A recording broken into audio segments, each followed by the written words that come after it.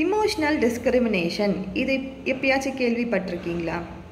இப்போ நிறைய வீடியோஸ் இந்த பிரேக்கப் ஒரு ரிலேஷன்ஷிப் இஷ்யூஸ் சம்மந்தப்பட்ட விஷயங்களில் பெண்களை மையமாக வச்சு தான் நிறைய இருக்குது. அது ஆண்களுக்கு எந்த சம்மந்தமும் இல்லை, ஆண்கள் தான் எல்லாம் தவறும் செய்கிறாங்கன்ற அந்த பாத்தில் தான் இப்போ போயிட்டுருக்கு. ஸோ இது ஒரு மித்து தான்.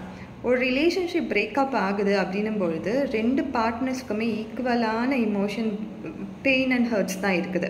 ஒரு இடத்துல நம்மளுக்கு அடிபட்டுருச்சுன்னா எந்த மாதிரி வலி இருக்கும் அதே தான் மற்ற ஜெண்டாருக்குமே இருக்கும். எனக்கு மட்டும்தான் அந்த வலி இருக்கும் அப்படின்ற தாட்டே ரொம்ப ஒரு தவறான விஷயம்.